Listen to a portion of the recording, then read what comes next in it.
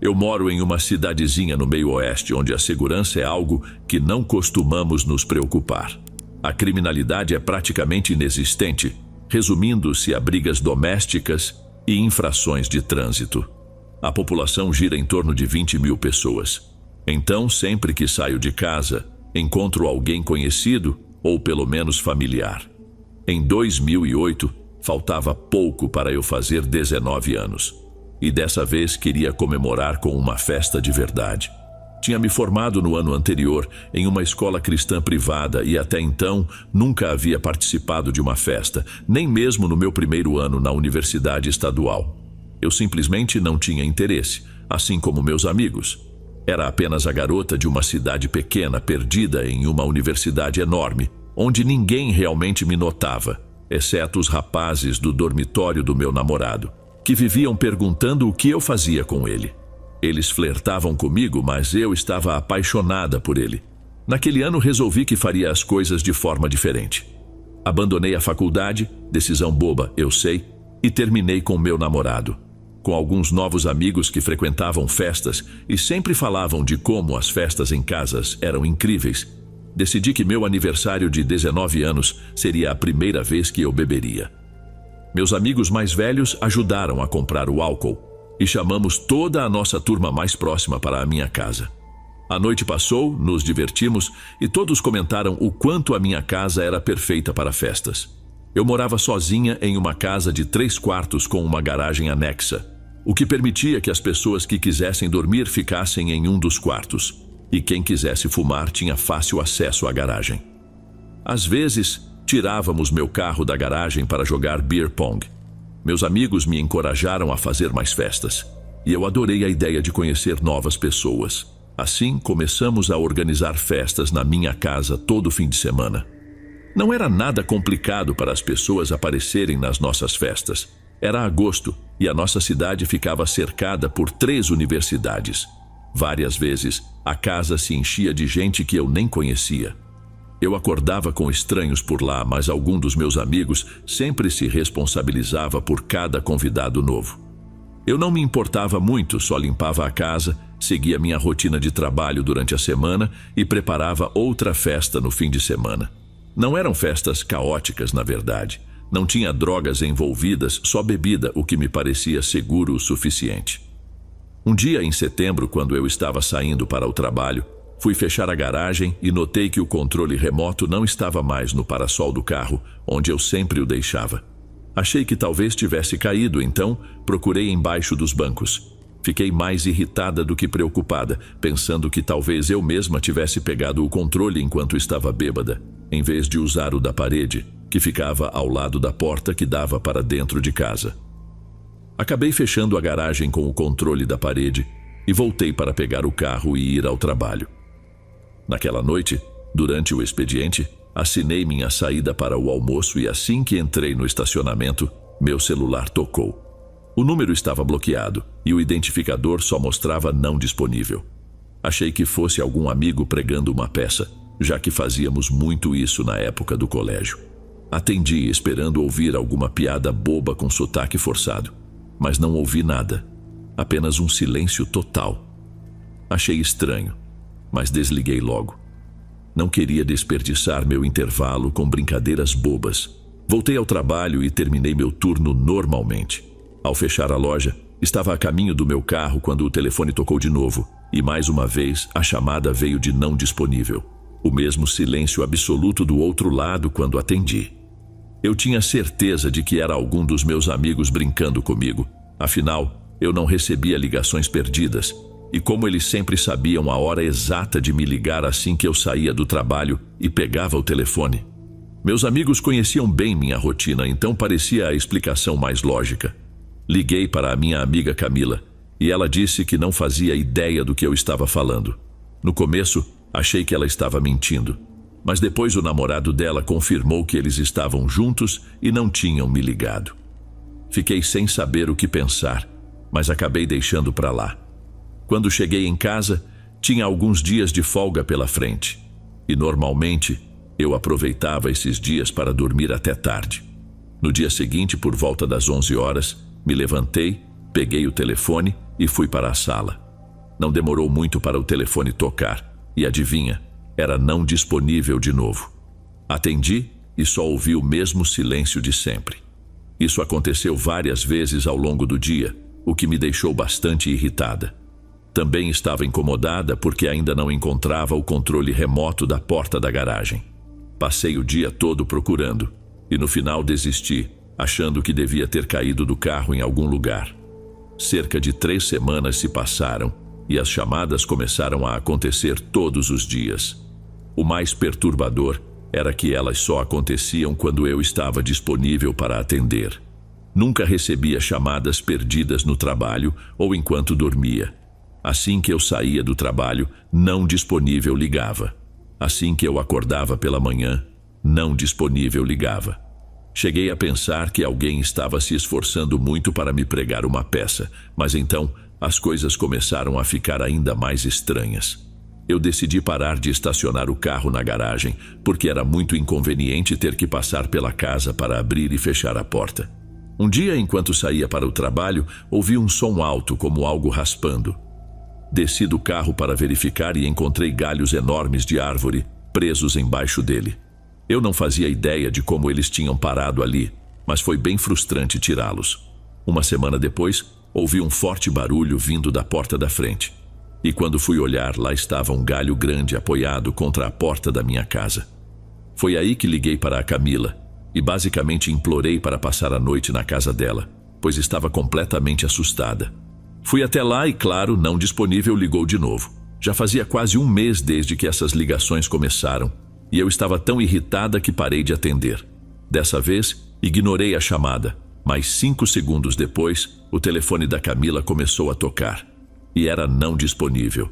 Ficamos apavoradas, e eu pedi para ela também não atender.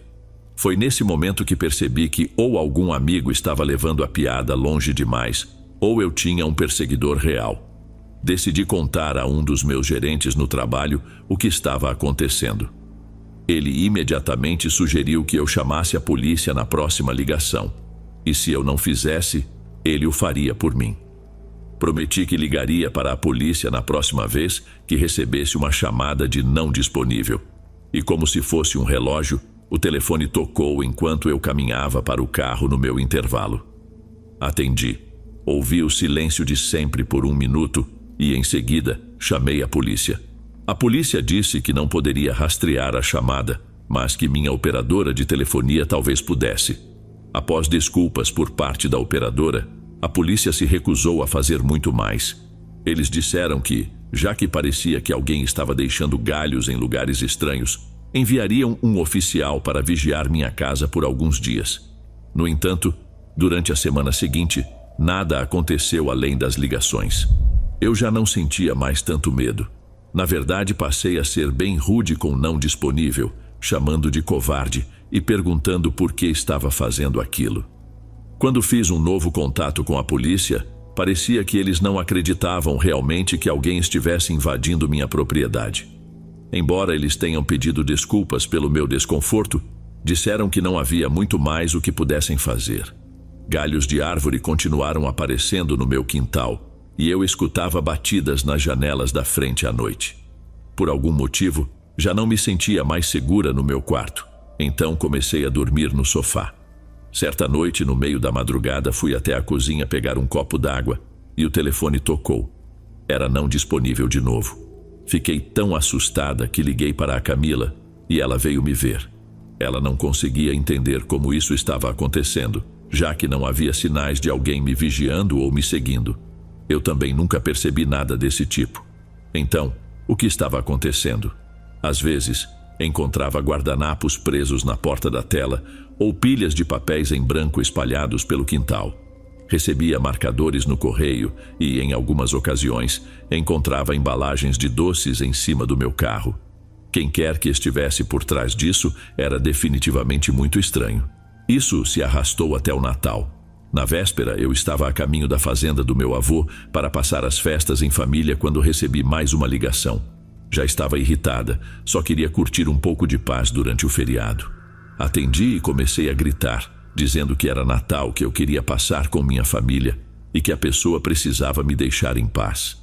Chamei-a de estranha e perguntei o que ela realmente queria.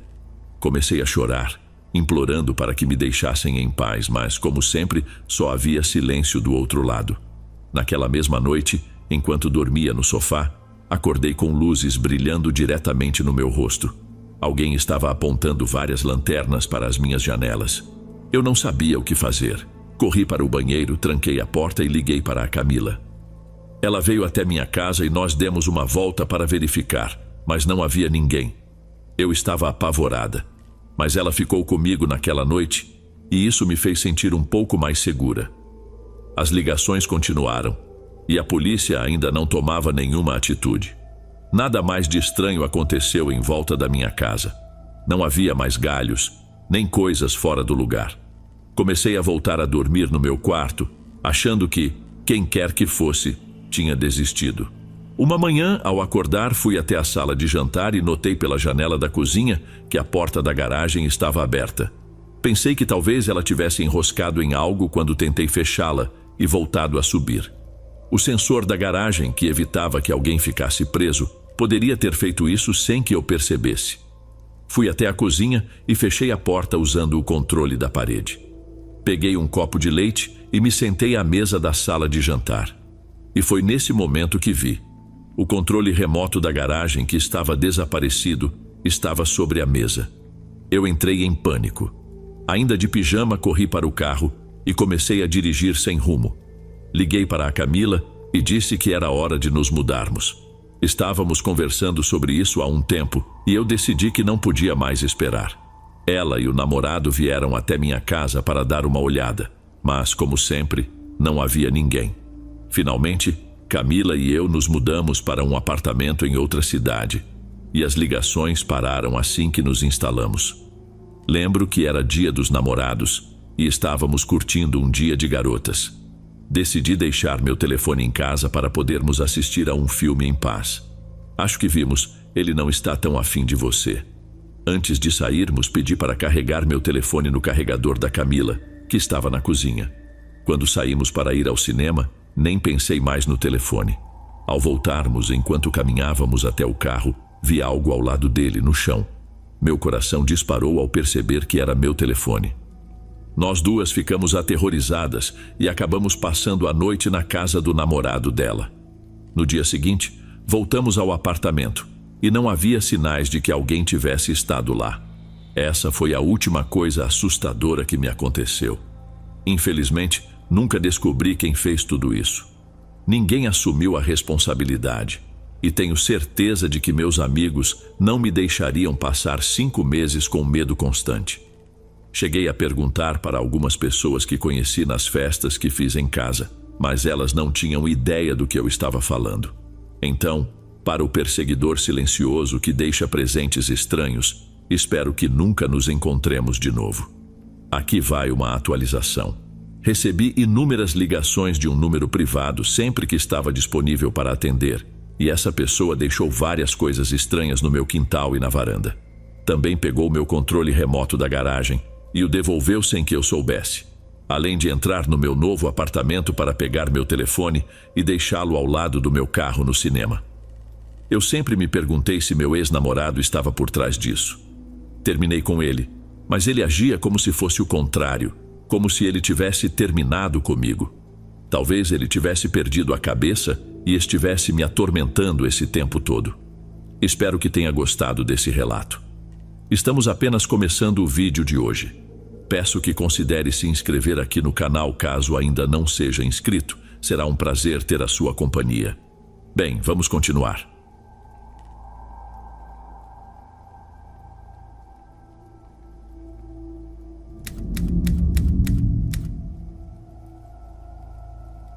Boa noite, Dom.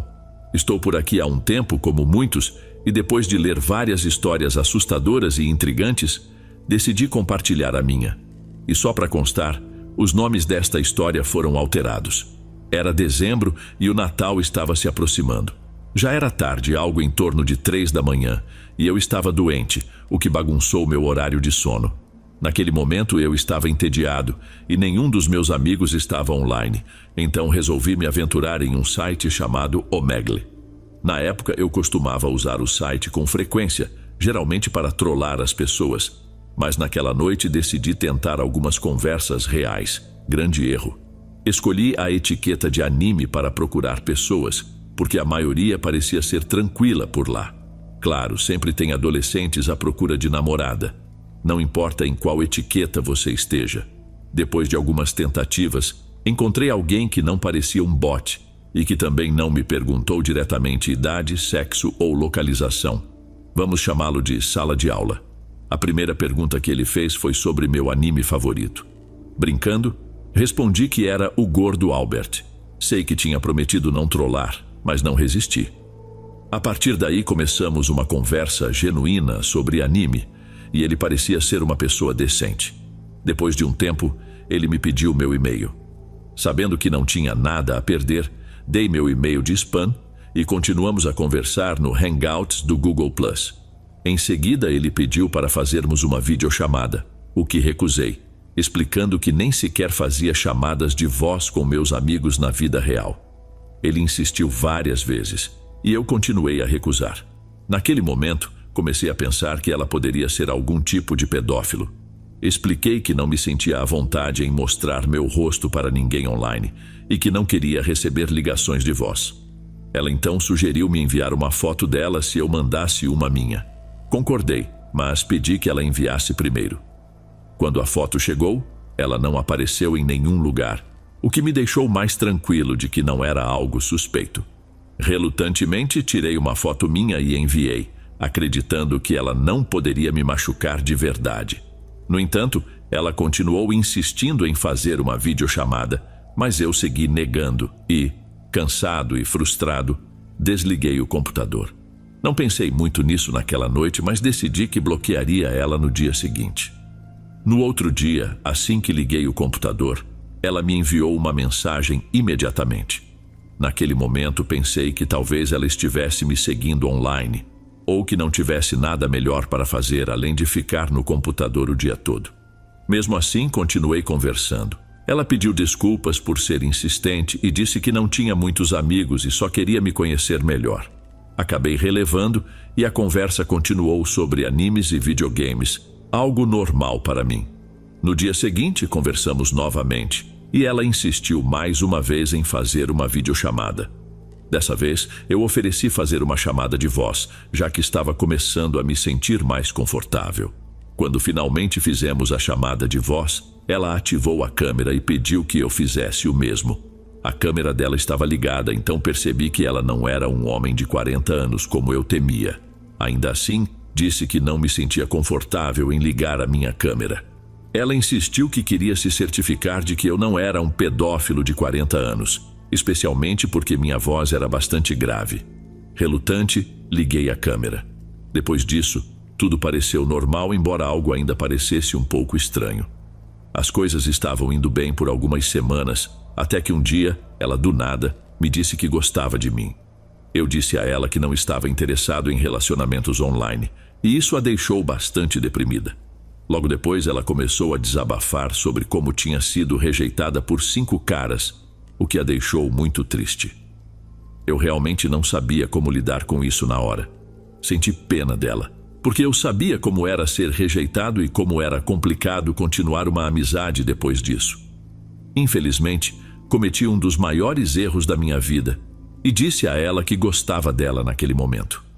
Hoje, jamais faria algo assim, mas na época eu tinha 14 anos e era jovem e ingênuo.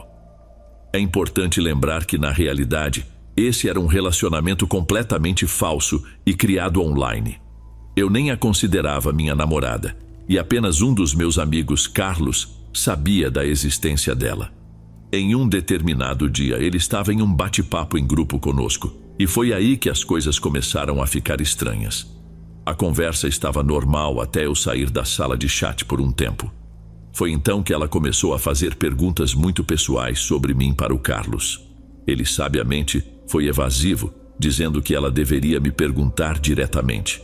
Ela fazia perguntas como: qual é o sobrenome dele, onde ele mora e coisas desse tipo. Embora Carlos não tenha me contado na hora, eu acabei vendo essas perguntas no chat em grupo mais tarde, o que achei extremamente estranho. já que ela sabia que eu veria tudo quando voltasse. A persistência dela em obter informações pessoais era bem desconfortável, especialmente porque, mesmo quando você recusava, ela continuava insistindo. Então, descobri que ela foi até o Facebook e começou a procurar por todas as pessoas com o mesmo nome que o meu. Como meu nome é bastante comum, havia muitas pessoas no Facebook com ele. Ela passou dias nessa busca, algo que eu nunca tinha visto antes. Os sinais de alerta começaram a soar.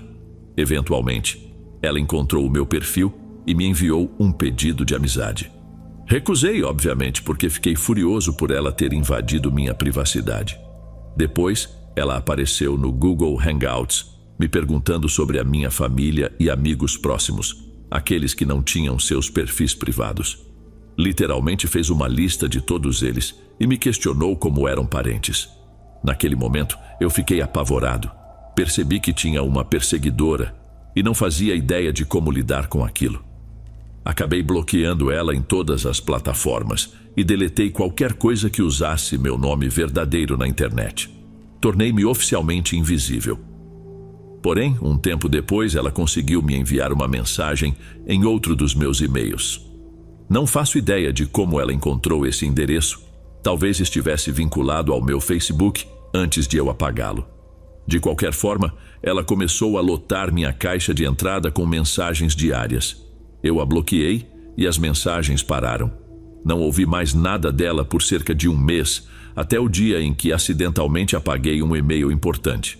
Fui até a lixeira para recuperá-lo e lá estavam centenas de e-mails dela. Quase tive um colapso de medo. O último e-mail era daquele mesmo dia. Com curiosidade mórbida, li alguns deles. E o que encontrei foi assustador. Ela dizia que achava que havia algo de errado com ela, que gostava de causar dor nas outras pessoas e que isso a divertia. Ela mencionou que sabia onde eu morava e que planejava voar até minha cidade para viver comigo. Eu estava completamente aterrorizado, temendo pela minha vida. Apaguei a conta de e-mail e desde então tenho permanecido fora do radar. Antes de irmos para o próximo relato, verifique se já deixou o seu like. Isso ajuda demais meu trabalho. Obrigado. Vamos continuar.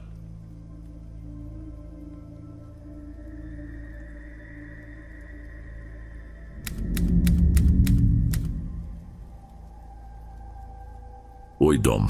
Decidi compartilhar a história da minha melhor amiga e o que ela passou ao conviver com um perseguidor. Essa é uma versão resumida, mas ainda assim será longa. Ela o conheceu através de um amigo em comum. Ele morava em Delaware, enquanto nós vivíamos em Chattanooga, Tennessee. Ele veio visitar esse amigo, a conheceu uma única vez e, em seguida, decidiu se mudar para cá. Após 6 meses morando na cidade, eles começaram a namorar. 3 meses depois de iniciarem o relacionamento, ele confessou que havia se mudado porque queria ficar perto dela, embora na época eles não tivessem qualquer envolvimento romântico. Antes de começarem a namorar, ele perguntou o que ela gostaria de ganhar de presente de aniversário. Ela respondeu que gostava de estrelas, então algo relacionado a estrelas seria legal. Ele foi além. Comprou literalmente uma estrela e a nomeou Ana, junto com uma carta de amor muito intensa e assustadora. Ela, no entanto, não viu isso como um sinal de alerta e gostou da atenção. Eu a avisei que era um comportamento exagerado e alarmante. Na primeira semana de namoro, ele começou a vasculhar o telefone e a bolsa dela sempre que podia. Ela ficou furiosa, afirmando que o telefone era privado. Ele tentou justificar, dizendo que só faria isso se tivesse uma boa razão, não apenas por querer saber quem a estava contactando.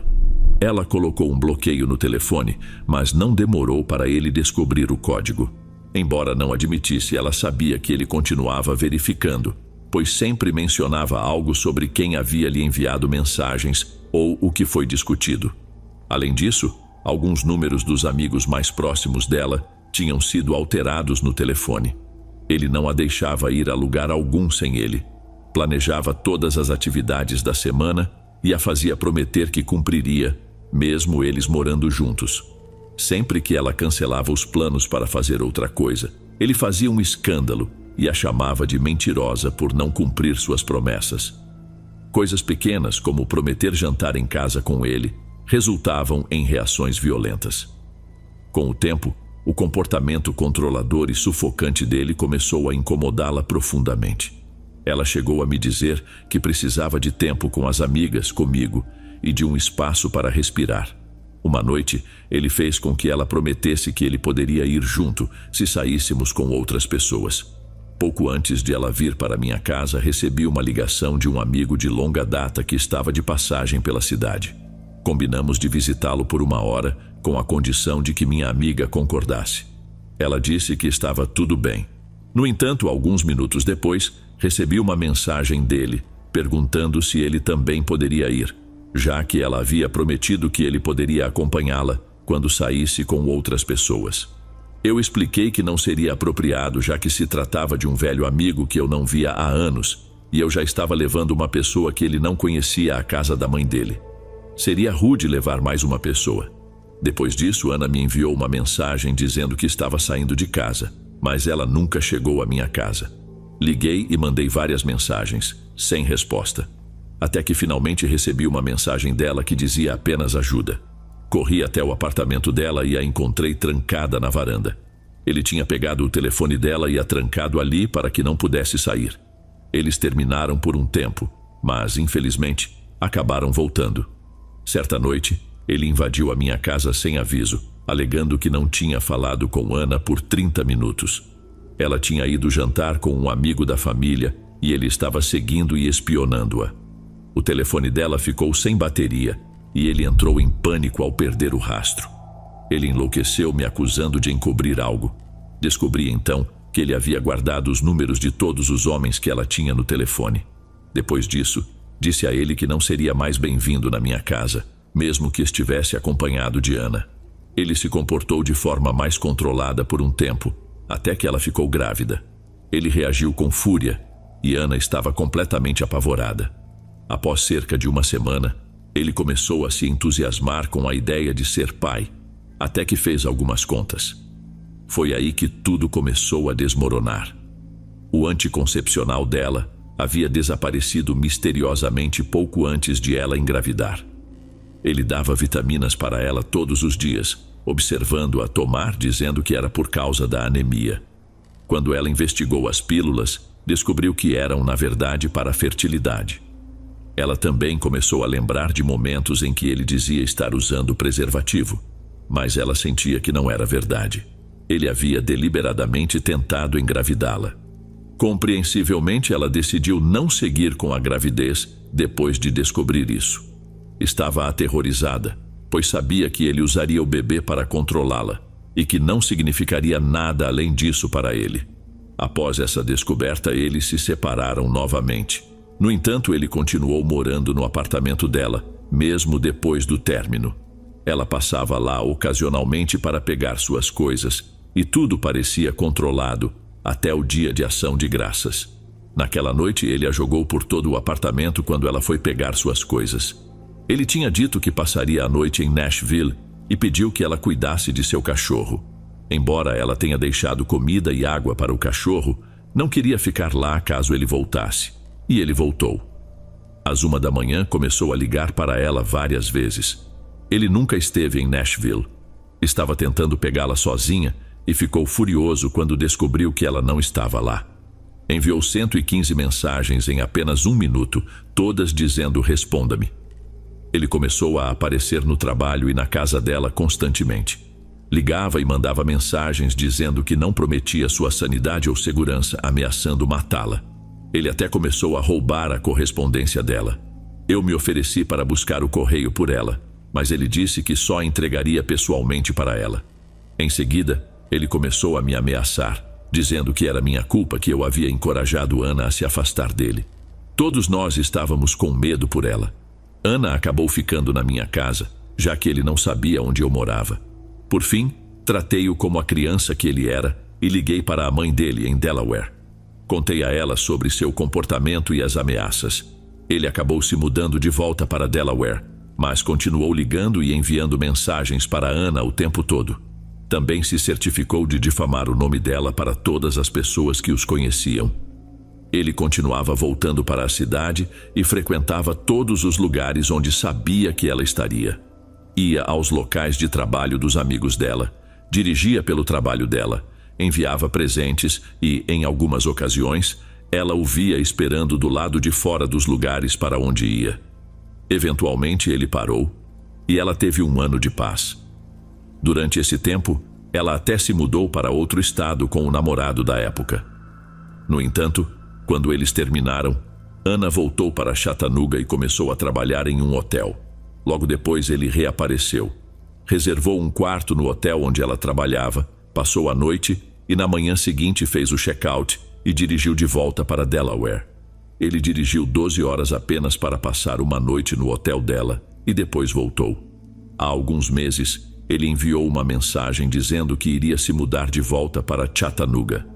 Desde então, Ana tem vivido em constante estado de alerta. Ela fica nervosa sempre que vê um carro parecido com o dele, com medo genuíno de que ele a machuque se tiver a oportunidade. Ela teme que um dia ele a mate, e eu compartilho desse medo. Ana registrou vários relatórios policiais contra ele, mas a situação a afetou profundamente. Agora, ela tem receio de se aproximar de qualquer homem, não quer ter filhos e vive em constante tensão. Nós ainda usamos um sistema de acompanhamento para garantir sua segurança. Ela não vai a lugar nenhum sozinha, pois sabemos que basta um momento de distração para ele tentar algo. É essencial aprender a reconhecer os sinais de alerta e saber o que fazer se você estiver sendo perseguido. Nunca permita que sua vida se transforme no que a dela se tornou. Espero que esse relato tenha sido de alguma forma útil para alguém.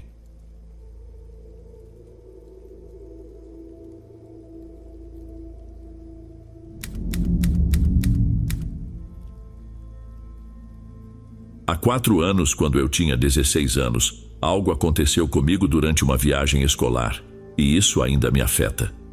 Recentemente, terminei meus estudos em uma escola e fui admitido em uma mais avançada por meio de um programa especial. O sistema educacional da Alemanha pode ser um pouco confuso às vezes. Cerca de 20 outras pessoas seguiram o mesmo caminho que eu, e todos fomos colocados em uma turma para nos igualarmos aos alunos regulares.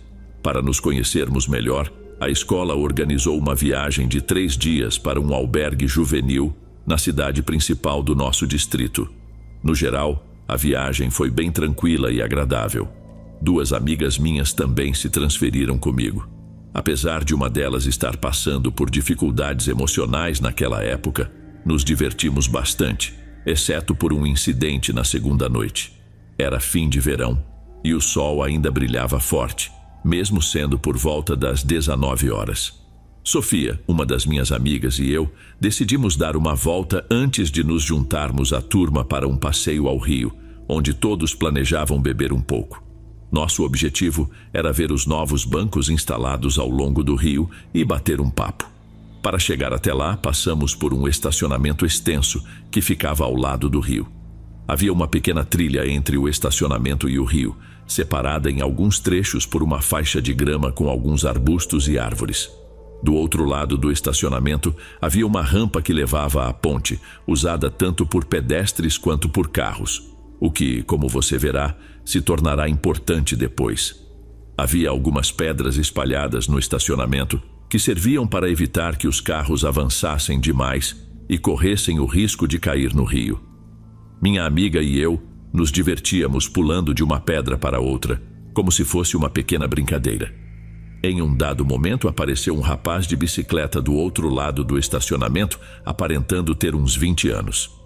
Ele aplaudiu algo que fizemos, mas não entendemos o motivo. Minha amiga respondeu com uma certa ironia e continuamos nosso caminho, deixando de pular nas pedras. Eu já estava começando a sentir um mal-estar, mas achei que era apenas coisa da minha cabeça. Quando finalmente chegamos aos bancos, escolhemos o primeiro disponível e nos acomodamos. O ciclista parou ao nosso lado, desceu da bicicleta e ficou por ali, parado.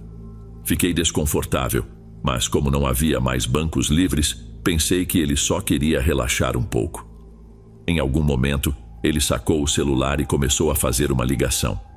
Apesar de estar muito perto, não conseguia entender nada, pois ele falava em um idioma que eu não conhecia. Sofia e eu ficamos sentadas por 1 ou 2 horas, até que o céu começou a escurecer. O ciclista continuava ao nosso lado, andando de um lado para o outro e falando ao telefone, o que aumentava nosso desconforto com seus olhares insistentes.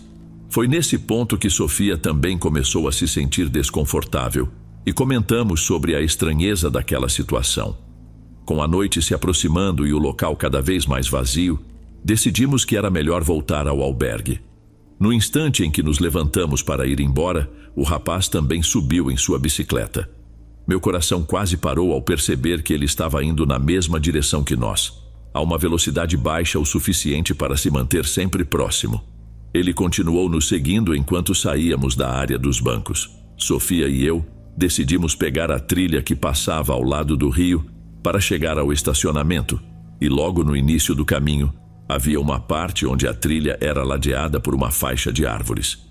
O ciclista passou bem na nossa frente e entrou no estacionamento, desaparecendo entre os arbustos à direita. Sofia e eu fomos para o lado oposto. Ele ainda nos olhava antes de seguir adiante. No momento em que pisamos na trilha, parei minha amiga e disse que, se ele desse a volta e retornasse para o nosso caminho, sem motivo aparente, nós deveríamos correr na direção oposta. E adivinha? Foi exatamente o que aconteceu. O ciclista voltou para a nossa direção. Sem pensar duas vezes, saímos correndo o mais rápido que podíamos, apertando as mãos uma da outra, enquanto ele nos seguia de perto. Não havia ninguém por perto, e nossa única opção era fugir. O mais bizarro de tudo isso é que, enquanto corríamos, estávamos rindo. Talvez fosse o choque, mas naquele momento não conseguíamos entender o que estava acontecendo. Só sabíamos que precisávamos correr. Lembra da rampa que levava à ponte? Cruzamos rapidamente a parte menor do estacionamento e subimos por ali, tentando encontrar uma rota alternativa de volta. Ainda de mãos dadas, olhamos para trás e vimos o ciclista no estacionamento, circulando e nos observando, enquanto apressávamos o passo em direção à ponte. A situação se tornou ainda mais assustadora. Já estávamos no meio da ponte quando outro homem de bicicleta apareceu, parando alguns metros à nossa frente. Ele começou a conversar com o primeiro ciclista, o que nos deixou ainda mais nervosas. Depois, os dois nos encararam como se estivessem planejando algo juntos. Sofia e eu, sem hesitar, mudamos de lado na rampa da ponte e descemos rapidamente pelas escadas. Optamos por pegar um caminho onde houvesse mais movimento, evitando ruas desertas. Eu tremia o caminho todo de volta.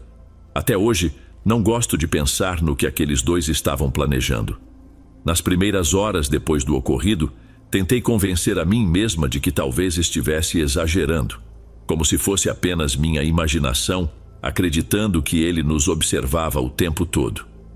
No entanto, tanto Sofia quanto eu sentimos o mesmo desconforto e medo quando ele estava por perto. Compartilhamos o que aconteceu com alguns colegas de classe, mas decidimos não contar ao professor, achando que ele poderia simplesmente ignorar e dizer que estávamos sendo paranoicas. Além disso, tínhamos certo receio. Afinal, estávamos naquela escola havia apenas 2 semanas. Como ele iria nos levar a sério? Felizmente, nossos pais acreditaram em nossa história e ficaram aliviados por termos conseguido escapar daquele cara. Ou melhor, daqueles caras. O mais assustador é que, por sermos 2, pensamos que estávamos seguras. Parecia uma garantia. Hoje, eu vejo isso de outra forma. Agradeço profundamente por ter seguido minha intuição naquele momento. Até hoje, esse episódio me acompanha, especialmente quando estou sozinha, andando à tarde ou à noite. Não acho que essa memória vá desaparecer tão cedo.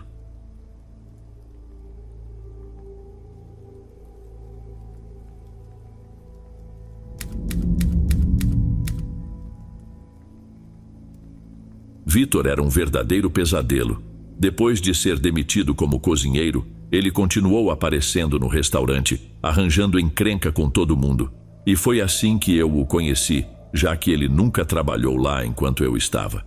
Para te dar um pouco de contexto, Vitor agredia fisicamente sua namorada, que era recepcionista do restaurante, chegando a atacá-la nos fundos da cozinha. Eles brigavam aos berros com frequência, mas, de acordo com o que me contaram, ela era uma pessoa muito gentil. O verdadeiro problema era Edgar. Alguns colegas de trabalho tentaram falar com ele sobre seu comportamento, mas ele reagia com ameaças de violência ou até mesmo de morte. Era um completo desequilibrado. O motivo de ele não ter sido demitido antes era sua amizade com o gerente da cozinha, Alex. E, honestamente, parece que todo restaurante tem um gerente com esse nome. Alex meio que apadrinhava Vitor e deixava passar todas as loucuras que ele fazia. Só quando um assistente do gerente ameaçou levar a situação ao RH é que Alex finalmente resolveu agir. Vitor se safou de muita coisa, mas quando foi confrontado, perdeu a cabeça e começou a insultar Alex. Curiosamente, parece que suas atitudes eram toleradas até que fossem contra o próprio Alex, que o demitiu naquele mesmo dia. Alguns meses depois, comecei a trabalhar como recepcionista no restaurante e logo me vi incomodada pela presença constante de Edgar. Ele continuava aparecendo e assediando sexualmente a mim e outras garotas, tanto verbalmente quanto às vezes fisicamente, como quando nos dava massagens desconfortáveis. Relatei isso à gerente das recepcionistas, Isabela, mas nada foi feito. Na época, eu não sabia muito sobre o passado de Edgar, nem tinha ideia de como ele podia ser agressivo. Um dia, acabei o confrontando, chamando-o de desagradável, irritante e babaca, o que o pegou de surpresa. 1 ou 2 dias depois, ele tentou começar uma discussão comigo, mas eu apenas disse: "Não fale mais comigo." Isso funcionou por cerca de uma semana, mas ouvi dizer que ele estava cada vez mais obcecado e com raiva. Eventualmente, ele me confrontou novamente, dessa vez no posto de recepção. E o que começou como uma tentativa de conversa rapidamente se transformou em uma discussão acalorada. E lembre-se, ele nem sequer trabalhava lá. Admito que não sou completamente inocente nessa situação. Fiz questão de expressar o que pensava dele, o que provavelmente me colocou em perigo. Eu já sabia da fama de Vitor e ele até me ameaçou fisicamente algumas vezes, mas mesmo assim, não recuei. Demorei muito para envolver outras pessoas. Quando ele tentou fazer as pazes, ficou claro que, na verdade, ele só queria entender por que eu não falava mais com ele, além de me insultar. Respondi que simplesmente não gostava dele e que não havia mais nada a ser discutido. Disse que ele não trabalhava lá e que não tínhamos motivos para conversar. Vitor começou a perder a cabeça e ficou agressivo, me chamando de vadia. A discussão só aumentou quando eu o chamei de patético e fracassado. Ele estava tão acostumado a ser ignorado ou tolerado que isso o deixou furioso. Começou a gritar comigo e soltar comentários sexistas, dizendo coisas do tipo: "Você não vale nada sem mim" ou alguma besteira assim. Curiosamente, nenhum dos gerentes ouviu, mas minha colega me puxou para o lado e disse que não valia a pena continuar. Eu não entendia como podiam permitir que Vitor continuasse agindo assim. Algumas noites depois, comecei a me sentir amedrontada. Meu namorado, Daniel, passou a me buscar no trabalho, já que não tínhamos carro e íamos a pé. Ele resolveu confrontar Edgar, perguntando se era ele quem andava me insultando nas últimas semanas. Vitor imediatamente o ameaçou e começou a xingá-lo. Naquele momento, Daniel estava lidando com muita coisa e não estava bem mentalmente, então isso mexeu com ele.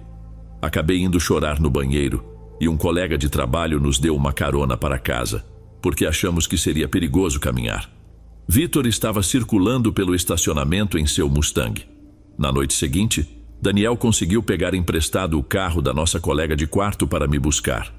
Ele estava esperando do lado de fora, quando Vitor apareceu com outro cara e começou a provocá-lo, tentando arranjar uma briga. Daniel ignorou e não reagiu. Eles entraram nos fundos do restaurante e saíram 5 minutos depois, insultando Daniel novamente antes de ir embora. Eu só saí do meu turno uns 45 minutos depois, e assim que saímos, ouvimos o motor de um carro acelerando. Olhamos e vimos Vitor saindo do estacionamento, seguido por mais 6 carros. Tenho certeza de que eles estavam planejando atacar Daniel caso ele tivesse saído mais cedo. Ligamos para a polícia, mas como precisávamos devolver o carro, só pudemos esperar por 15 minutos. Mais tarde, descobrimos que a polícia apareceu, mas como esperado não conseguiu fazer nada. Toda essa situação me deixava aterrorizada e os gerentes não faziam absolutamente nada.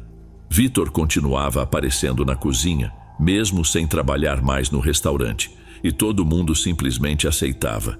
Acabei contando tudo ao meu pai e tentei entrar em contato com o RH, o que, em uma rede de restaurantes, é uma tarefa difícil, por isso demorei tanto. Meu pai se ofereceu para me ajudar, mas como eu tinha 19 anos e tinha acabado de me mudar para o meu próprio lugar, eu queria resolver tudo sozinha, como uma adulta. Obviamente não consegui, e percebi que os gerentes não iam me ouvir. Foi aí que aceitei que precisava de um adulto de verdade. Assim que meu pai foi ao restaurante e ameaçou processá-los, os gerentes finalmente resolveram me ouvir. É incrível como uma simples ameaça pode mudar tudo. Eles proibiram Vitor de entrar no restaurante, mas depois fingiram que não sabiam de nada sobre o que eu estava passando, mesmo que eu já tivesse falado tanto para Isabela quanto para Alex. Eles simplesmente não me levaram a sério. Um mês se passou e, por um tempo, tudo parecia resolvido. Você acha que a história acabou aí, né? Mas não. Vitor apareceu no meu condomínio com aquele Mustang modificado dele, todo mal pintado de preto, com um logotipo de Desicon no capô. Acontece que ele se mudou para lá com alguns amigos e, sem dúvida, sabia que eu morava naquele lugar. Tenho quase certeza de que Isabela, sem querer, comentou onde eu morava, já que eles eram próximos antes de ela perceber que ele me odiava. Surpreendentemente, no início, as coisas ficaram tranquilas, mesmo que eu fizesse o possível para evitar Edgar. Mas claro, depois de algumas semanas ele tentou atropelar Daniel com o carro e nos xingou pela janela. Contei à administradora do condomínio e ela revelou que Vitor já havia feito reclamações sobre nós. Felizmente, tínhamos uma boa relação com ela, e ela logo percebeu que ele era o problemático. Ela mencionou que Vitor não estava no contrato de aluguel e que ficaria atenta a qualquer desculpa para despejá-lo. Para nossa sorte, ele era tão caótico que não demorou muito para ser expulso. A última vez que o vi foi quando peguei emprestado o carro do meu pai para ir trabalhar. Ao sair, notei um carro prateado me seguindo. Quando parei no semáforo, fiz contato visual com Vitor pelo retrovisor e senti um pavor imediato. Ele me seguiu até o banco, mas acelerou quando estacionei. Ainda bem que não fui direto para casa.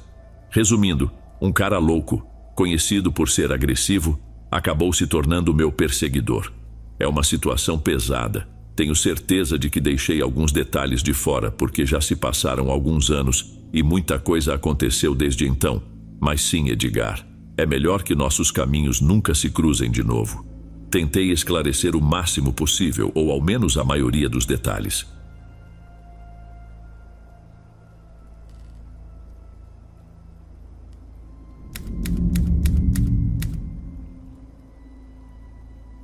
Há pouco mais de um ano terminei com um ex-namorado que foi extremamente abusivo.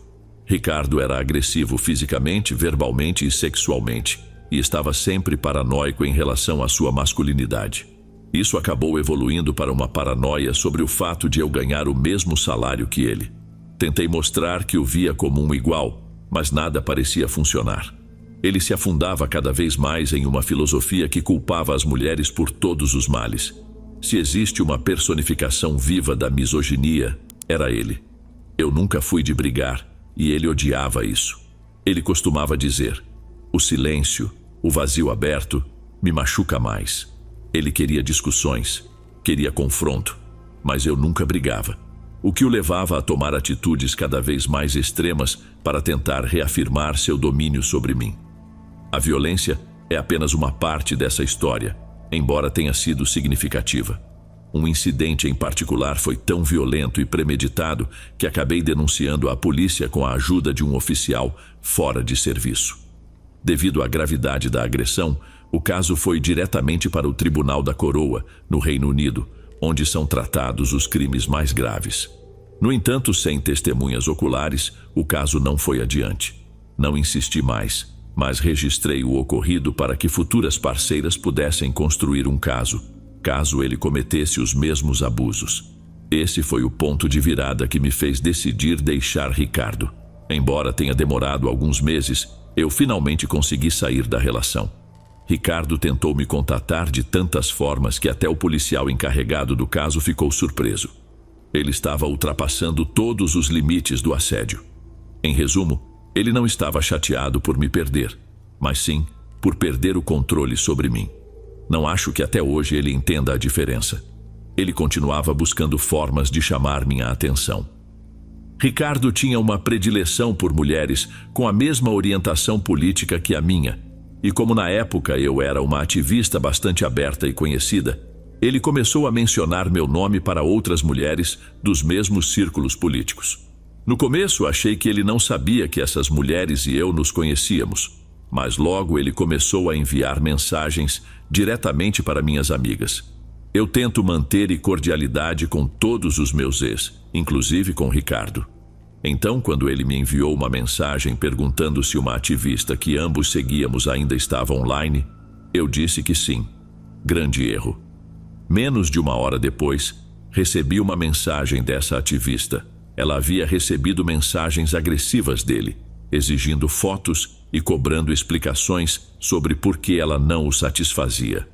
Como Ricardo era meu ex, avisei imediatamente todas as jovens ativistas da minha universidade, da minha cidade natal e das associações políticas locais.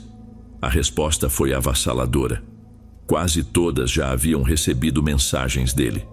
Um amigo de uma amiga conseguiu fazer com que Ricardo deletasse sua conta no Twitter. E por mais que eu entendesse o que ele sentia, não me arrependi de ter alertado minhas amigas, especialmente as mais vulneráveis. No entanto, Ricardo criou uma nova conta, Ricardo Mate 94. Percebi isso quando acordei na manhã seguinte e vi que a primeira notificação era dessa conta me seguindo.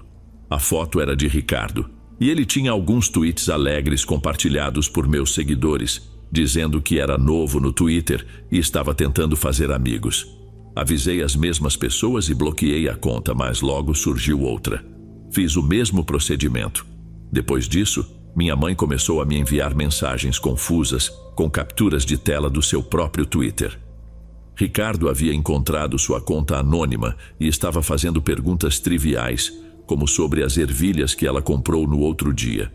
Sabendo as coisas horríveis que ele havia dito sobre ela, fiquei extremamente irritada e, mais que isso, assustada. Aconselhei-a a bloqueá-lo, acreditando que ele eventualmente desistiria. No entanto, esqueci de algo importante. Uma noite, enquanto eu trocava mensagens com minhas amigas e curtia uma noite tranquila com minhas colegas de quarto, recebi uma notificação no WhatsApp. Como toda a minha família e alguns grupos ativistas estão no WhatsApp, não estranhei.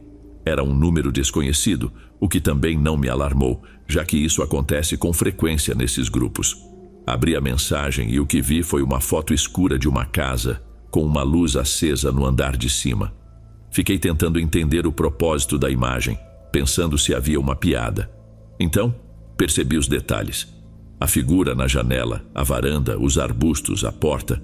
Era a minha casa. Esqueci completamente a diversão e mandei uma mensagem para minhas amigas. A conversa mudou drasticamente, como já era de se esperar. Tentamos descobrir quem havia me enviado aquelas fotos, mas quando a segunda chegou, eu já sabia quem era. Nem precisei olhar. A maioria dos meus amigos na universidade, que eram levantadores de peso competitivos, se ofereceu para me acolher até que eu conseguisse entender o que estava acontecendo. Enviei uma mensagem direta para Ricardo. "Que diabos você está fazendo?" Ele respondeu imediatamente, como se estivesse esperando. "Brincadeira", disse ele. "Era só uma piada." "Viu aquela sombra? Não sou nenhum voyeur, pelo amor de Deus." Eu respondi. "Achei que fosse uma piada quando você me assustou da primeira vez, mas você realmente não entende, não é?" Ele continuou insistindo que estava apenas observando o vizinho comendo macarrão instantâneo e que não tinha nada a ver comigo. "Você sabe como eu penso melhor do que ninguém", ele disse. Eu olhei a segunda foto com mais atenção. Não era minha casa, mas se parecia muito. Depois disso, Ricardo não me enviou mais mensagens. Nem no Facebook, WhatsApp ou por ligações. Até hoje não entendo qual era o propósito de tudo aquilo. Decidi ficar em casa e saí no dia seguinte para ir à casa das minhas amigas. Durante meses depois desse episódio, Tomei todo cuidado informando minha senhoria, vizinhos e amigos sempre que voltava para casa. Desde então, portas e janelas estão sempre trancadas. Honestamente, não sei como a mente de Ricardo funciona e espero nunca descobrir.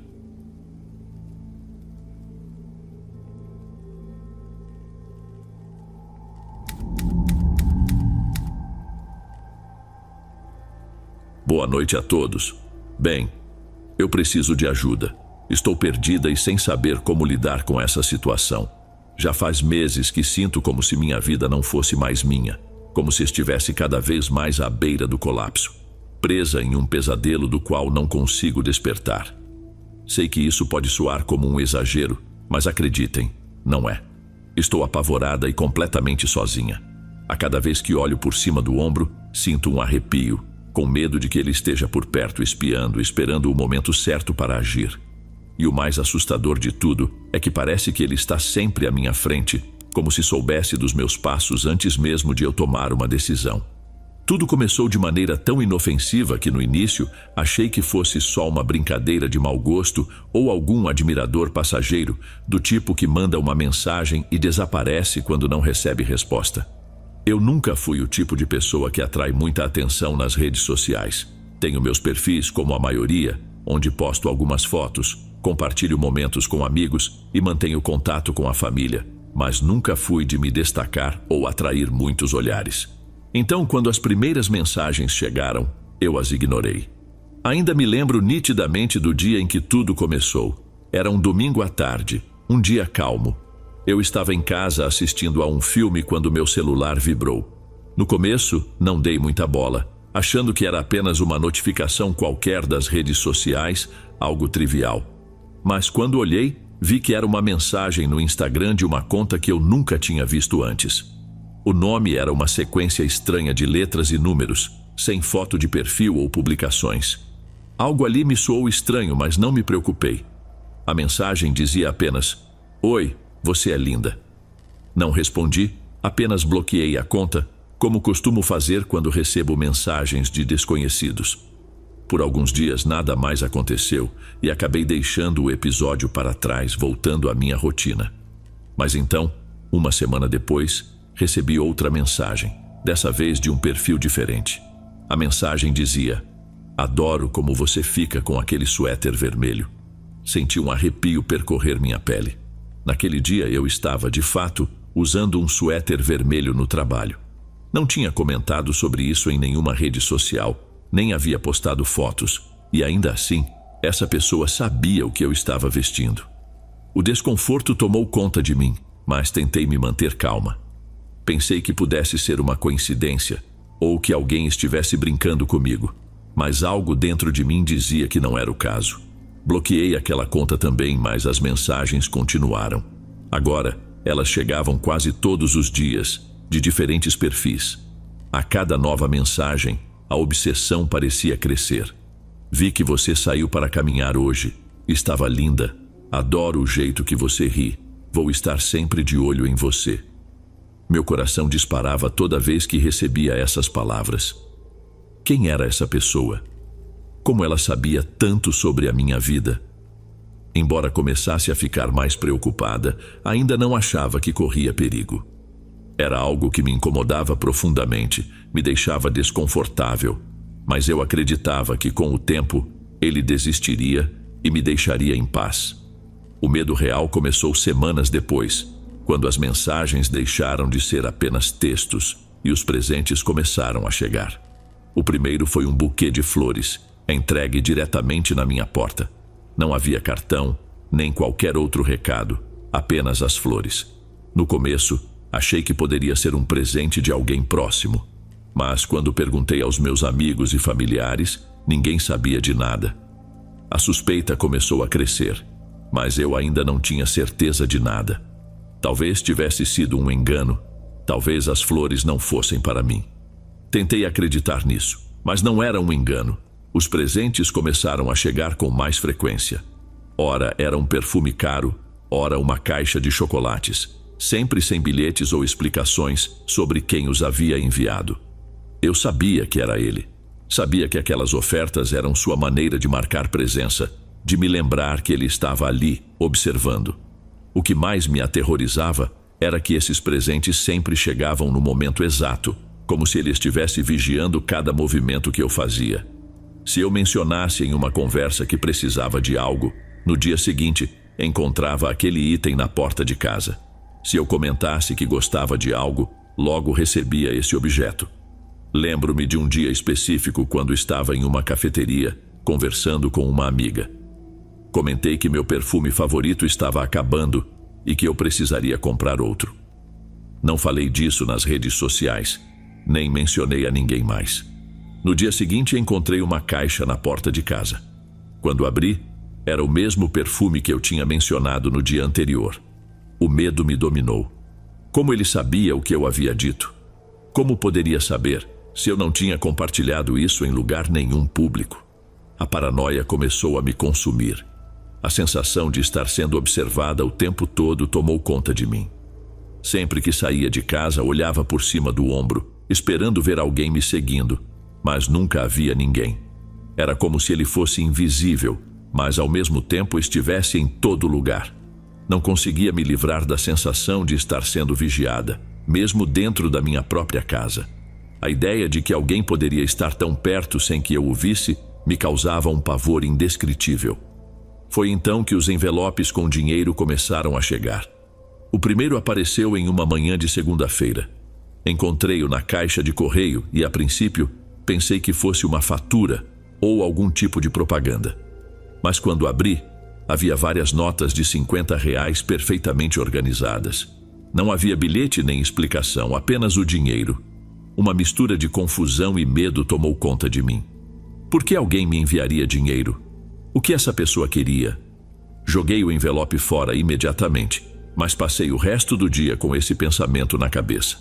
Depois disso, as coisas começaram a ficar fora de controle. Certo dia, encontrei uma caixa preta deixada na frente da minha porta. Algo nela me causou uma sensação estranha, como se eu soubesse que não deveria abri-la, mas mesmo assim o fiz. Dentro havia uma bala, brilhante, cuidadosamente posicionada sobre um tecido de veludo vermelho. Ao lado, um bilhete simples, porém aterrorizante. Só preciso de um motivo. O medo que senti naquele instante foi paralisante. Não era mais apenas um perseguidor obcecado. Essa pessoa estava começando a me ameaçar de maneira direta, e eu não sabia até onde isso poderia ir. Desesperada, corri até a delegacia mais próxima com as mãos tremendo e a caixa nas mãos como prova. Expliquei tudo o que havia acontecido até aquele momento, desde as primeiras mensagens até o bilhete junto à bala. Os policiais me ouviram, mas a resposta que recebi foi decepcionante. Disseram que sem algo mais concreto não havia muito o que fazer. Sugeriram que eu trocasse as fechaduras, instalasse câmeras de segurança e fosse mais cuidadosa com o que compartilhava nas redes sociais. E isso foi tudo o que poderiam fazer. A sensação de desamparo me consumia. Como alguém poderia me ameaçar tão abertamente e as autoridades não fazerem nada? Troquei as fechaduras, instalei câmeras e tentei ser mais reservada nas redes sociais, mas nada parecia adiantar. O perseguidor sempre encontrava uma forma de me alcançar. Uma noite, enquanto estava em casa, recebi uma mensagem no WhatsApp de um número desconhecido. Pensei que pudesse ser algo relacionado a grupos dos quais faço parte. Mas quando abri, meu coração parou. Era uma foto da minha casa tirada de fora, mostrando uma luz acesa em uma das janelas. Na foto, havia uma figura borrada inclinada sobre algo. Demorei um tempo para entender o que estava vendo, mas então reconheci o cenário. Era o meu quarto. Alguém havia estado do lado de fora, tirando fotos da minha casa, da minha privacidade. O que aquela pessoa estava fazendo à minha janela? O terror tomou conta de mim quando outras imagens começaram a chegar. Algumas mostravam um homem sentado em um quarto, olhando diretamente para a câmera com um sorriso perturbador no rosto. Outras eram ainda mais inquietantes. Em uma, ele segurava uma navalha, e seu pulso estava marcado com cortes superficiais, como se estivesse brincando com a ideia de se machucar. Em outra, ele apontava uma arma para a própria cabeça com uma nota que dizia: "Se não posso ter você, então não quero mais viver." Depois daquele dia, as caixas continuaram chegando, mas com conteúdos ainda mais perturbadores. Em uma delas, encontrei fotos minhas. Mas não eram fotos que eu tinha postado. Eram imagens tiradas de ângulos impossíveis, como se ele estivesse me vigiando de um lugar onde eu não conseguia vê-lo. Algumas fotos eram de mim dentro de casa, outras enquanto eu andava pela rua. Em uma delas eu estava dormindo. Não consigo entender como ele tirou essa foto. Eu estava dentro da minha própria casa, dormindo tranquilamente. Como ele chegou tão perto sem que eu notasse? A sensação de estar perdendo a cabeça tomou conta de mim. Já não conseguia dormir, comer ou sequer sair de casa sem sentir que estava sendo observada. Toda vez que olhava pela janela, esperava ver alguém parado nas sombras, me observando, aguardando a hora certa para se aproximar. A paranoia tomou conta da minha vida. Cada barulho me fazia saltar. Cada sombra na rua parecia ser uma figura à espreita. Não conseguia me concentrar em nada, e o mais aterrorizante era a constante sensação de que ele poderia aparecer a qualquer momento, de que ele estava sempre por perto, mesmo quando eu não podia vê-lo. Já não me sentia segura nem na minha própria casa. Comecei a me distanciar dos meus amigos e familiares. A cada dia, a sensação de isolamento crescia, aumentando o peso do meu medo. As mensagens no WhatsApp não paravam, e o mais assustador é que elas sempre chegavam nos momentos mais precisos. Se eu saísse de casa, logo recebia algo como: "Você está linda hoje com esse cachecol." Quando eu chegava no trabalho, vinha a mensagem: "Espero que seu dia seja ótimo, sei que você vai conseguir." Mas o mais apavorante eram as noites em que eu recebia fotos da minha casa, sempre tiradas de ângulos impossíveis. Era como se ele estivesse em todos os lugares e ao mesmo tempo em nenhum. Sempre que eu tentava relaxar, mesmo por um instante, outra mensagem chegava e me jogava de volta ao mesmo estado de tensão. Uma noite, enquanto me preparava para dormir, recebi mais uma mensagem. Dessa vez, não era uma foto, nem uma ameaça clara. Dizia apenas: "Acho que está na hora de nos encontrarmos pessoalmente." Senti um nó no estômago. Era como se tudo até ali fosse só um aquecimento para o que realmente estava por vir. Não preguei os olhos naquela noite. Eu sabia que ele estava por perto, dava para sentir, embora não pudesse vê-lo. No dia seguinte, decidi que não iria trabalhar. Não conseguia pensar em nada além do medo sufocante que tomava conta de mim. Enquanto estava na cozinha, com as cortinas fechadas e o telefone na mão, mais uma mensagem chegou. Agora com uma foto. Era do meu carro, parado na frente da minha casa. Mas o ângulo da foto era estranho, como se tivesse sido tirada de dentro de outro carro. Corri para a janela, mas não vi nada além do meu carro, exatamente onde eu o tinha deixado. Tentei respirar fundo, tentando acalmar meu coração disparado, mas não adiantou. A ansiedade era esmagadora, uma pressão no peito que não me deixava pensar direito. Fiquei ali, imóvel, com o telefone nas mãos, aguardando a próxima mensagem. Mas nada chegou pelo resto do dia, nem naquela noite. Por um momento me peguei pensando que talvez ele tivesse desistido, que finalmente aquilo tudo tivesse acabado. Me enganei. Alguns dias se passaram sem incidentes, sem mensagens, fotos ou presentes estranhos na minha porta. Aquela falsa sensação de alívio começou a me fazer pensar que talvez tudo tivesse sido só uma brincadeira de mau gosto, que quem quer que fosse tinha finalmente se cansado de me atormentar. Voltei à minha rotina, ainda que de forma cautelosa. Sempre que caminhava, ficava atenta para ter certeza de que ninguém estava me seguindo. E todas as noites, verificava as fechaduras da casa pelo menos 2 vezes antes de me deitar. Minha vida começou a voltar lentamente a uma frágil normalidade. Até que chegou mais um pacote. Era uma noite chuvosa, e eu tinha acabado de voltar para casa após um longo dia de trabalho. Estava molhada, ansiosa por um banho quente e por esquecer o estresse do dia. Ao abrir a porta, lá estava a caixa. Eu já sabia o que aquilo significava. O medo me invadiu novamente como uma onda de frio subindo pela espinha. Não queria abrir, mas sabia que precisava. Levei a caixa para dentro, minhas mãos tremendo enquanto cortava a fita adesiva. O que encontrei dentro me deixou sem reação. Era uma foto, mas não uma foto qualquer.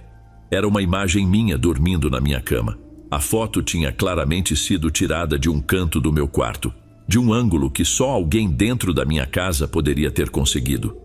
Ao lado da foto, havia um bilhete simples, escrito à mão. Tão perto, mas ainda tão longe.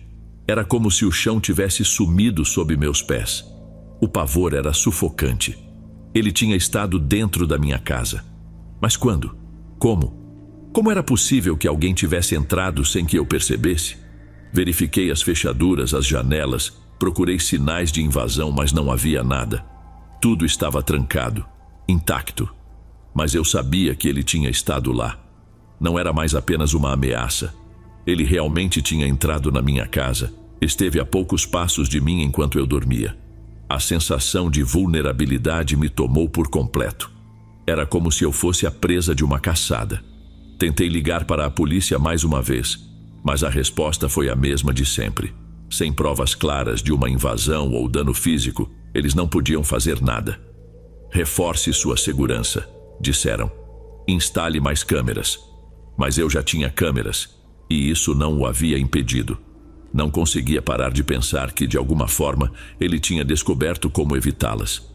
Talvez ele conhecesse minha casa melhor do que eu. Naquela noite, fui para a casa de uma amiga, mas nem lá me senti segura. Qualquer som pequeno ou movimento na escuridão me fazia saltar de medo. No dia seguinte, conversei com a minha senhoria, perguntando se ela havia notado algo suspeito no prédio. Algum barulho estranho ou alguém perguntando por mim. Ela negou qualquer coisa fora do normal, mas percebi uma sombra de preocupação em seu rosto quando contei o que estava acontecendo. Era claro que ela sabia que algo estava errado, mas não tinha mais como me ajudar. Os dias seguintes se transformaram em uma rotina de pavor constante. Todas as noites, ao voltar para casa, eu temia encontrar outro pacote, outra ameaça. E todas as manhãs, quando saía, sentia que estava sendo observada ou seguida. Estava completamente presa, sem opções. Não podia me mudar, não podia largar o emprego e, ao mesmo tempo, não podia continuar vivendo desse jeito. Certa noite, enquanto conversava ao telefone com uma amiga, desabafei sobre o que estava acontecendo. Contei a ela tudo, desde as primeiras mensagens até a última caixa que recebi. Sua reação foi de puro horror. Ela me implorou para que eu fosse ficar na casa dela, que não passasse mais uma noite sozinha no meu apartamento. Eu hesitei no início, mas acabei aceitando. Pelo menos naquela noite, eu teria companhia. Antes de sair, fui até o meu quarto para pegar algumas coisas. Quando abri a gaveta da mesinha de cabeceira para pegar o carregador, lá estava. Outro envelope, escondido entre os meus pertences. Na mesma hora, meu corpo ficou tenso. Peguei o envelope com cuidado e o abri, já esperando o pior. Dentro, uma carta escrita à mão, com uma caligrafia pequena e precisa. As palavras me trouxeram um terror indescritível. Estou te esperando todos os dias, todas as noites. Sempre estarei por perto, mesmo que você não me veja. Você não pode se esconder de mim. Sabe que isso não termina aqui. Aquilo foi o fim para mim. Eu não aguentava mais. Peguei minhas coisas e saí correndo para o carro, sem olhar para trás. Naquela noite fiquei na casa da minha amiga, mas o sono não veio. Sentia que estava presa em um ciclo sem fim de medo e paranoia. Eu sabia que ele estava por perto e que não iria parar. O que mais me aterrorizava era não saber quem ele era, o que ele queria, ou até onde estava disposto a ir. Até hoje as mensagens continuam. Às vezes ele tenta soar gentil, como se quisesse que eu acreditasse que tudo isso é parte de algum romance distorcido. Outras vezes, as mensagens são ameaças claras, avisos de que minha vida está em risco se eu não fizer o que ele quer. Mas o mais assustador é que eu não sei quem ele é, onde está, ou como ele sempre parece estar um passo à minha frente. Parece que ele está me empurrando ao limite, brincando com a minha mente, e eu não sei por quanto tempo mais vou aguentar. Cada dia se torna uma batalha para manter minha sanidade. Não sei o que vai acontecer, nem como isso vai terminar. Mas de uma coisa eu tenho certeza: não vejo uma saída. Se tiver alguma sugestão, sinta-se à vontade para deixar um comentário. Vou gostar de ler a sua opinião.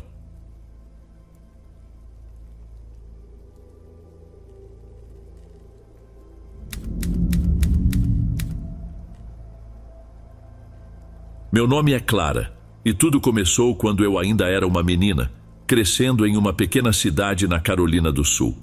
Minha família se mudou para uma nova casa no mesmo ano em que eu começaria o jardim de infância. Eu era a mais nova de 4 filhos. O lar que minha mãe e meu padrasto criaram para nós era cheio de amor e felicidade, mesmo que não tivéssemos muito dinheiro. Tínhamos o essencial: amor, risadas e muitos momentos divertidos. Nunca falávamos muito sobre fantasmas ou o sobrenatural, exceto nas histórias de fogueira que nossos pais contavam para evitar que fôssemos sozinhos explorar a floresta. Meus irmãos sempre faziam pegadinhas comigo por eu ser a caçula, o que eles achavam muito divertido. Então, quando pequenas coisas estranhas começaram a acontecer, minha mãe logo culpava meus irmãos e minha irmã. Coisas como objetos não estarem mais onde havíamos deixado, ou luzes que ficavam acesas, mesmo sabendo que as tínhamos apagado. Com o passar dos anos, começamos a perceber algo como um brilho branco se movendo pela cozinha e pelo corredor. Você só podia vê-lo pelo canto do olho, e sempre aparecia no mesmo lugar, movendo-se na mesma direção. Isso nunca nos perturbou muito, e minha mãe sempre dizia que eram apenas as luzes dos carros, ou algo parecido. Na época da escola, nossos amigos adoravam passar tempo na nossa casa, porque nossos pais eram super divertidos e sempre havia algo gostoso sendo preparado na cozinha. A casa era cheia de amor, e todos sentiam isso, incluindo nossos amigos. Curiosamente, alguns deles começaram a notar essa mesma coisa estranha e luminosa na cozinha e no corredor. Ela sempre aparecia nos mesmos lugares e seguia a mesma rota, mas não todas as noites. Depois que as coisas começaram a se mover e essa presença residual passou a ser mais comentada, outros acontecimentos estranhos começaram a surgir. Às vezes você estava lavando a louça na cozinha e sentia como se alguém estivesse atrás de você, te observando. Mas, ao se virar, não havia ninguém. Também era comum ouvir seu nome sendo chamado, mesmo estando sozinho em casa. À medida que os anos passaram, meus irmãos se casaram e saíram de casa, mas eu, sendo a caçula, continuei morando lá por mais alguns anos. Quando eu estava na adolescência, organizei uma festa do pijama com 3 amigos, e de repente o brilho branco de que falei antes apareceu novamente. Um dos meus amigos ficou completamente assustado. Tentamos acalmá-lo, explicando que aquilo não parecia ser algo ruim e que já acontecia há muitos anos. Mas nada do que dissemos adiantou e tivemos que levá-lo para casa no meio da noite, apesar dos seus 19 anos. Alguns anos depois, eu já era mãe solteira e, por circunstâncias da vida, ainda morava com minha mãe e meu padrasto. Eles cuidavam da minha filha enquanto eu trabalhava.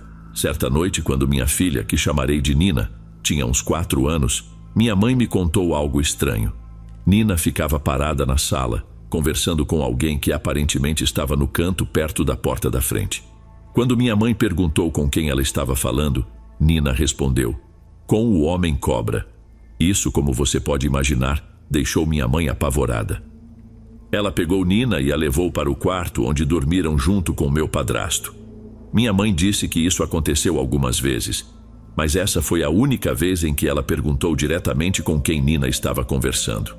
Durante esse tempo, outras pequenas coisas continuaram acontecendo, mas parecia que quanto mais falávamos sobre isso, mais as coisas aumentavam. Conforme Nina crescia, ela voltava para casa depois de brincar lá fora e me perguntava por que eu a estava chamando, já que ouvia meu chamado, mas eu não tinha dito nada. Quando Nina completou 7 anos, minha mãe faleceu após uma batalha muito curta contra o câncer de cólon. Isso devastou meu padrasto, que pediu que Nina e eu continuássemos morando com ele. Nós aceitamos, e ele cuidava de Nina enquanto eu trabalhava. Os dois eram muito próximos, e Nina o adorava. Mas 10 anos depois de perdermos minha mãe, meu padrasto também faleceu de câncer no pulmão, apenas 2 meses após o diagnóstico. Depois disso, a atmosfera na casa mudou drasticamente. O amor e a luz que preenchiam o lar desapareceram, e uma sensação de escuridão tomou conta. Era como se, quando meus pais partiram, algo sombrio tivesse assumido. Comecei a ver sombras mais escuras do que aquela presença residual que sempre esteve por lá. Na mesma época, Nina, que tinha 17 anos, também começou a perceber coisas estranhas, mas evitávamos contar uma para a outra. Não queríamos assustar nem nos fazer pensar que estávamos ficando loucas. Ambas estávamos lidando com um momento muito difícil, e acredito que isso alimentava aquela energia estranha na casa. Uma noite, cheguei em casa do trabalho e Nina já estava dormindo. Fui até a cozinha pegar um copo de chá e, pelo canto do olho, vi meu padrasto sentado na mesa, com as pernas cruzadas. Ele parecia muito feliz, com um grande sorriso no rosto. A mesa da cozinha era o lugar favorito dele enquanto estava vivo. Ele sempre se sentava ali e tomava café e adorava quando alguém sentava para conversar com ele. No momento em que o vi, senti uma luz invadir o ambiente e uma sensação de que tudo ia ficar bem tomou conta de mim. A casa parecia mais leve nas semanas seguintes a esse acontecimento. Durante esse período, um amigo do trabalho pediu para ficar em nossa casa enquanto a dele passava por reformas. Fiquei feliz em recebê-lo, pois ele era um bom amigo e sempre trazia alegria. Minha sobrinha costumava visitar com sua filha de 3 anos, mas a garotinha frequentemente começava a chorar e apontava para o quarto da minha filha.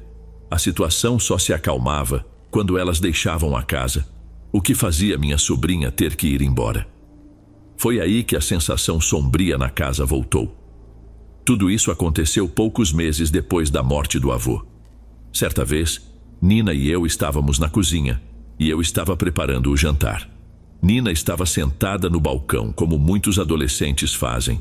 Conversávamos, mas de repente ela não respondeu a uma das minhas perguntas. Quando me virei, vi que ela parecia estar em transe. Nina segurava uma faca de manteiga e a passava de leve na perna, como se estivesse arranhando a pele. Aquilo me assustou, pois ela parecia estar completamente fora de si. Gritei seu nome e ela acordou, como se tivesse saído de um sonho. Foi nesse momento que ela começou a chorar e me contou tudo o que vinha vivenciando. Nina me disse que uma sombra escura se movia pela parede do canto de seu quarto. Ela descreveu que a sombra circulava ao redor da cama enquanto ela tentava dormir e que chegou ao ponto de sentir algo respirando em sua nuca. Ela não havia me contado antes porque, com a morte do avô, não queria me preocupar nem me fazer pensar que ela estava enlouquecendo. Foi nesse momento que eu também compartilhei com ela o que vinha vendo e sentindo. Decidimos que não esconderíamos mais nada uma da outra. Acreditávamos que essas coisas estavam acontecendo por conta do luto que ambas estávamos enfrentando. Alguns dias depois, quando Nina estava na escola, cheguei em casa após um turno mais cedo. Meu amigo, que estava morando conosco, estava sentado no carro no quintal. Perguntei o que ele estava fazendo ali e ele me disse que precisava conversar comigo. Ele contou que não poderia mais ficar na casa, pois acreditava que ela estava assombrada. Ele vinha percebendo sombras escuras se movendo pela casa, e naquele dia, enquanto estava sentado na varanda dos fundos, de costas para a janela do quarto da minha filha, sentiu algo quente soprar em seu pescoço. O sopro foi tão forte que seu cabelo se mexeu. Ele enfatizou que não havia vento, já que essa foi a primeira coisa que perguntei, embora no fundo eu já soubesse que não era o vento. Ele me disse que estava esperando eu chegar em casa porque não queria entrar na casa sozinho para pegar suas coisas. Assim que cheguei, ele entrou, pegou suas coisas, exceto a cama, e disse que voltaria mais tarde para buscá-la. Pouco depois que ele saiu, eu fui tomar banho. Enquanto escovava os dentes, ouvi claramente o som da porta dos fundos se abrindo e fechando, seguido de passos. Pelo canto do olho, vi alguém encostado no batente da porta do banheiro. Me virei e, acreditando que era meu amigo, comentei: "Nossa, você voltou rápido", mas não havia ninguém ali. De repente o ambiente mudou, como se algo bom e ruim estivesse presente ao mesmo tempo, criando uma atmosfera estranha e inquietante. Naquele momento, o telefone tocou. Era minha cunhada. Só para contextualizar, ela e meu irmão são muito ativos na igreja, e eu sempre achei que eles não levassem a sério as coisas estranhas que Nina e eu estávamos vivendo. Mas dessa vez, ela parecia preocupada. Disse que estava sentindo algo muito forte, como se houvesse uma presença na casa, e que essa coisa estava atrás de mim, e especialmente de Nina. Quando ouvi isso, comecei a chorar e tentei contar a ela tudo o que estava acontecendo. Ela me pediu para pegar minha Bíblia e abrir na parte sobre a armadura de Deus e ler em voz alta. Mas quando abri a Bíblia, não consegui ler nada, como se as páginas estivessem em branco. Eu contei a ela, e então ela começou a ler para mim. À medida que ela lia, as palavras começaram a aparecer, e eu finalmente consegui acompanhar e ler junto. Depois que terminamos de ler os versículos, ela fez uma oração. E, não estou brincando, a casa parecia muito mais leve e clara depois disso. Ela me aconselhou a deixar a Bíblia aberta nesses versículos em cada cômodo da casa.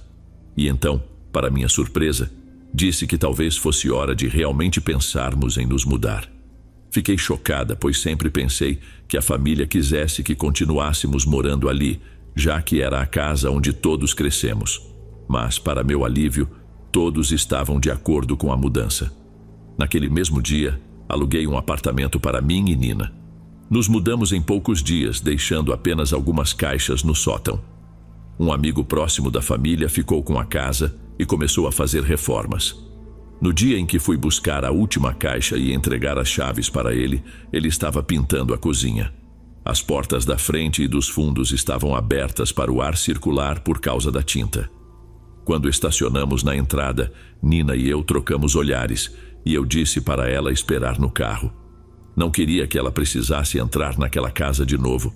Fui pegar a última caixa e, ao entregar a chave, as duas portas da frente e dos fundos se fecharam com força ao mesmo tempo. O susto foi tão grande que mal consegui falar. Olhei para o meu amigo e disse: preciso sair daqui.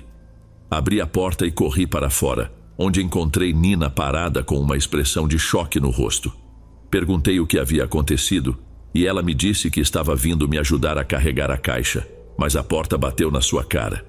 Saímos da casa naquele dia e nunca mais voltamos. Isso foi há 14 anos. Ao olhar para trás, acredito sinceramente que foram minha mãe e meu padrasto que fecharam a porta naquele momento para impedir que minha filha entrasse na casa. Eles queriam protegê-la, não permitir que o que quer que estivesse lá se apegasse a ela. Às vezes, passamos de carro pela casa, mas não sinto falta de estar lá. Mesmo que tenhamos tido uma infância cheia de amor e momentos felizes, tudo mudou depois que minha mãe e meu padrasto faleceram. Pelo que sei, as mesmas pessoas moram na casa desde que nos mudamos, e espero que não tenham enfrentado nenhum problema. Obrigada a todos por ouvirem minha história. Gostaria muito de saber o que vocês acham que realmente aconteceu naquela casa.